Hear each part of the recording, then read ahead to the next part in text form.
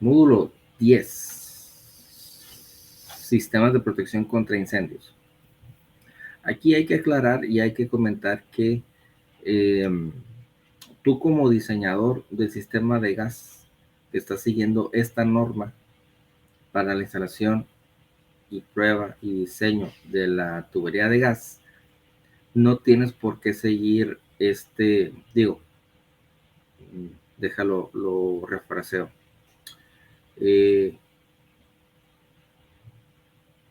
Tú no vas a hacer el diseño contra incendios, lo va a hacer otra persona, pero para poder tener un sistema contra incendios debe cumplir con ciertas características, y esas características se las tienes que comentar al cliente, a tu cliente, para que él se encargue de contratar a una persona que haga diseño de sistemas de protección contra incendios para que proteja su instalación o sus tanques, ¿no?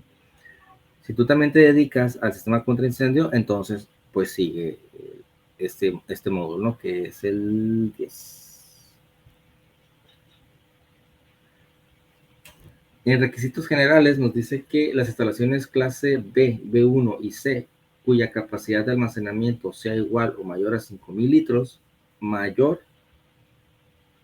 igual o mayor a 5,000, y todas aquellas donde existan vaporizadores y donde haya vaporizadores, deben contar con al menos 2 extintores de polvo químico seco de 9 kilogramos de capacidad, al menos, ¿no? O sea, mínimo 2.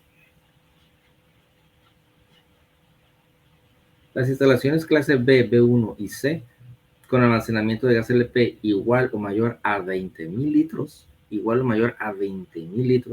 de capacidad de agua, deben contar además con al menos 2 hidrantes y o monitores en el área donde se ubique el almacenamiento. Dice 20,000 litros de capacidad de agua, es decir, es gas líquido. Debe tener al menos 2 hidrantes y o monitores. O sea, 2 hidrantes y monitores, o 2 hidrantes o monitores en el área donde se ubique el almacenamiento. Claro que si tú tienes un tanque, a lo mejor le pones un hidrante y un monitor.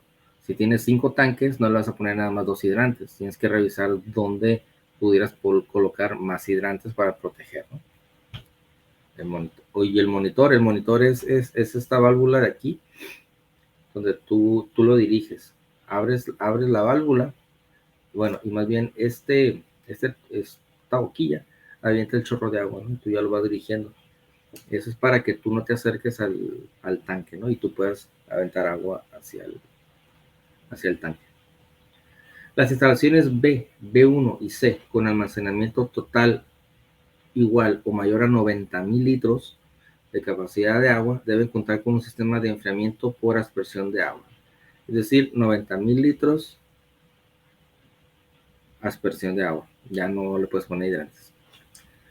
Hasta aquí hay que mencionar que si tu cliente tiene un tanque de 5,000 litros y quiere ponerle rociadores, lo puedes poner.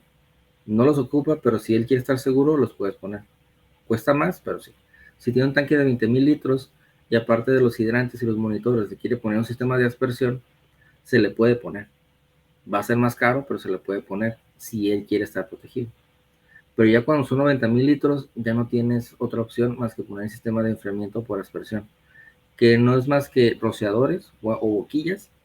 Es un sistema de diluvio, el cual se alimenta con agua por esas tuberías y descarga agua por todas las boquillas. Esto lo que hace es mantener frío el tanque para que no suba la presión dentro del mismo. Sí, acuérdense que adentro hay líquido. Si lo calentamos, ese líquido va a tender a vaporizarse, por lo tanto va a aumentar la presión. Si aumenta la presión es muy peligroso. Pero si lo mantenemos frío, entonces el tanque ya no se calienta tanto y no tiende a vaporizar el líquido dentro del tanque. El agua contra incendio debe tomarse de una cisterna o tanque de agua cuya capacidad esté de acuerdo a lo indicado en los apartados 10.2.1 y 10.2.2 que veremos más adelante.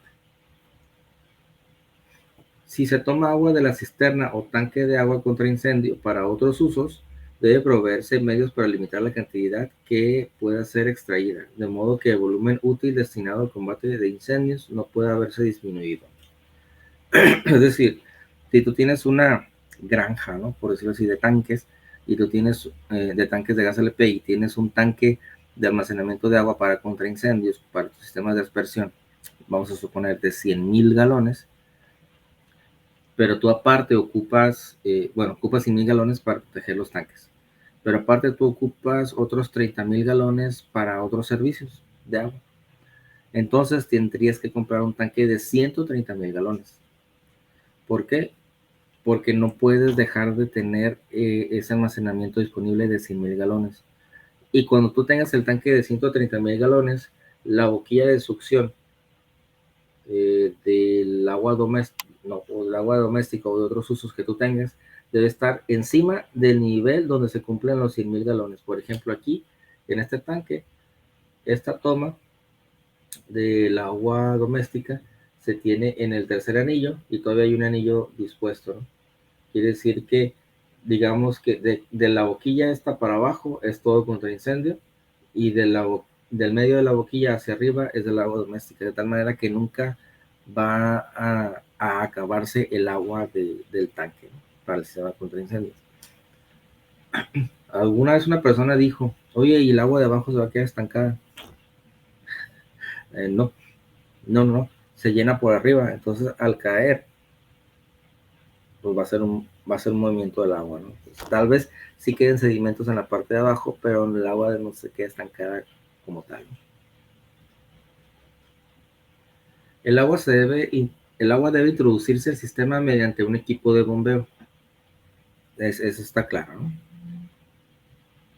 En el caso 10.2, dice capacidad mínima de la cisterna o del tanque de agua. En el caso de que el agua sea aplicada mediante hidrantes o monitores, el volumen útil de la cisterna o tanque de agua será de 21,000 litros como mínimo. Ayer estaba haciendo las cuentas de un proyecto y tenemos que, pues es que estamos en el norte, estamos muy acostumbrados a usar galones en lugar de litros. Entonces cuando vemos 20,000 litros se nos hace muy poco, pero en realidad 20,000 litros son aproximadamente 5,284 galones. Es muy poquita agua. Es muy poquita agua. Pero si dice que debe ser como mínimo 21,000 litros, hay que revisar. Bueno, el que diseña tiene que revisar la cantidad de agua que necesita, ¿no? Pero ellos ya te manejan 21,000 litros. Cuando el agua sea aplicada mediante el sistema de enfriamiento por aspersión, el volumen mínimo útil de la cisterna o tanque de agua será el que resulte del cálculo hidráulico para la operación durante 30 minutos del sistema de enfriamiento del recipiente de mayor superficie, calculado de acuerdo con el inciso 10.7.2. Tenemos,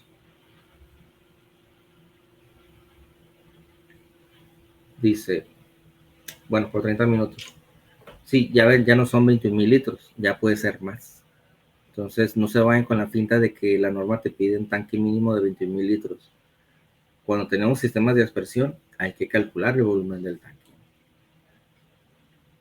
Se debe instalar una toma siemesa en el exterior de la construcción en un lugar de fácil acceso para inyectar directamente a la red contra incendio el agua que proporcionan los bomberos. Equipos de bombeo. El equipo de bombeo contra incendio debe estar compuesto por una o más bombas asociadas por motor eléctrico y una o más bombas asociadas por motor de combustión interna. Hay que comentar aquí que hay una cierta diferencia o controversia en cuanto a la NOM 002 STPS, donde dice que son dos bombas contra incendio, una eléctrica y una de combustión interna. Nada más que la viene de una traducción en inglés, donde te dice que tengas una u otra. Nada más que aquí en México, bueno, te pedía una y otra, ¿no? Ahorita te explico por qué. Y cuando hicieron la traducción a las normas mexicanas, no es, ¿cómo te puedo decir?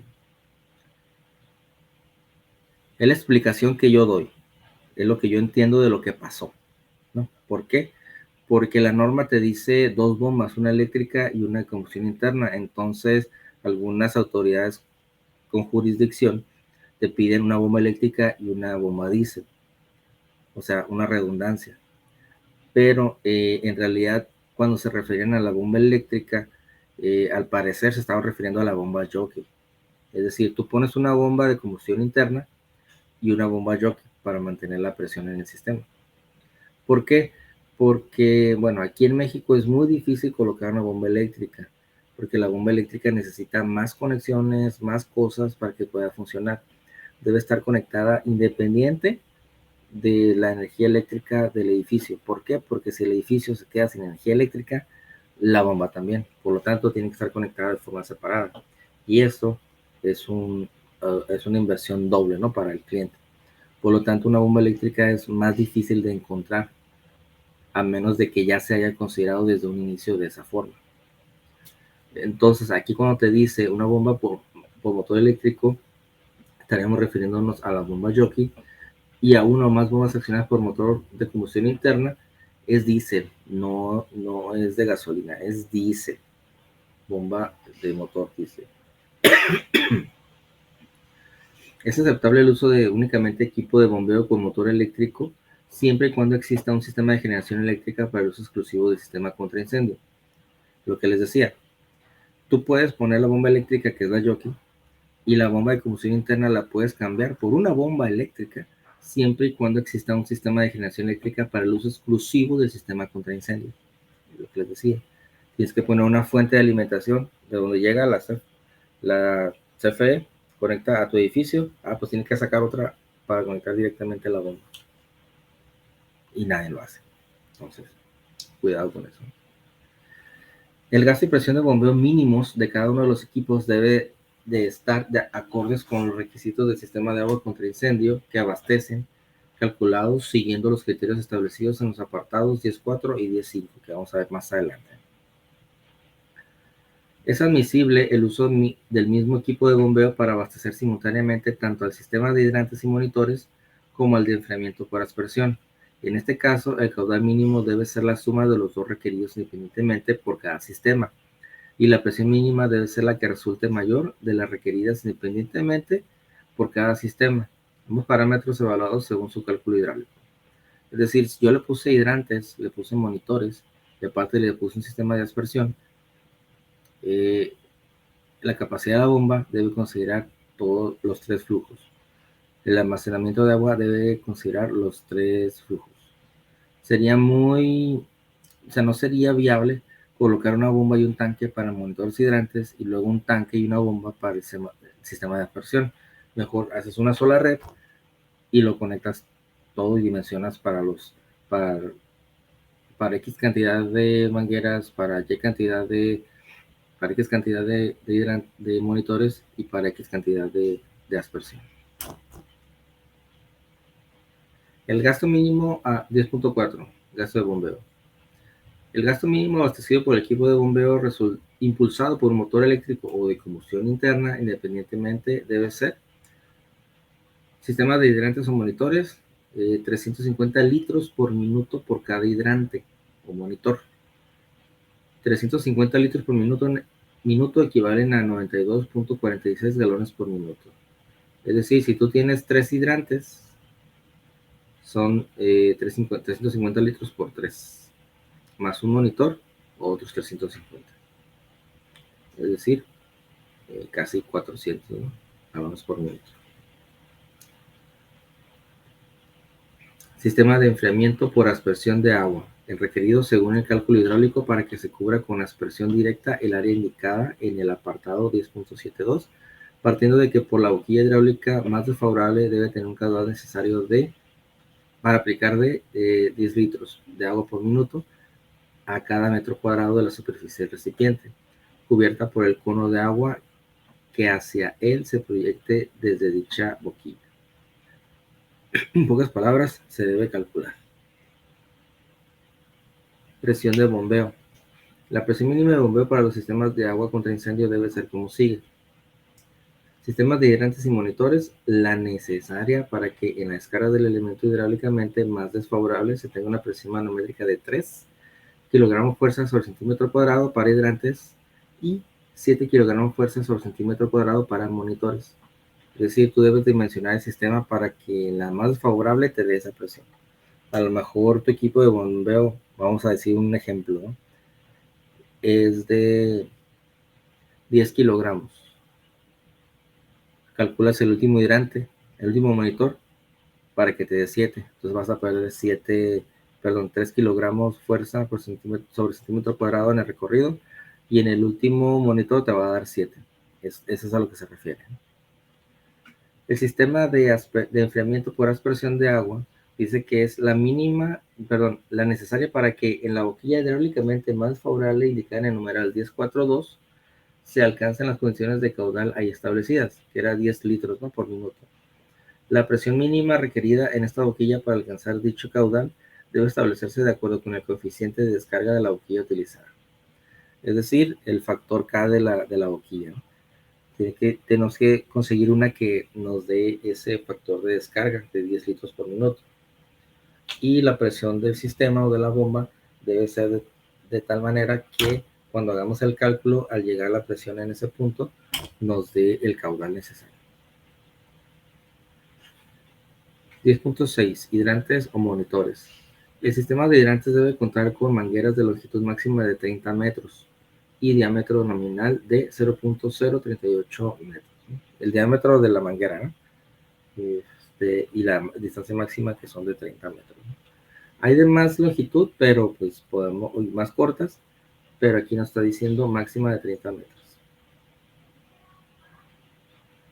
Si ponemos unas de menos metros, pues ponemos más. Si ponemos unas de más metros, ponemos menos mangueras, pero nos estamos alejando mucho de donde haya una manguera. Entonces tiene sus pros y sus contras. Si se usan monitores, estos deben ser estacionarios tipo corazón o similar, de una o dos cremalleras de diámetro nominal de 0.63 metros, con chiflón que permita surtir neblina.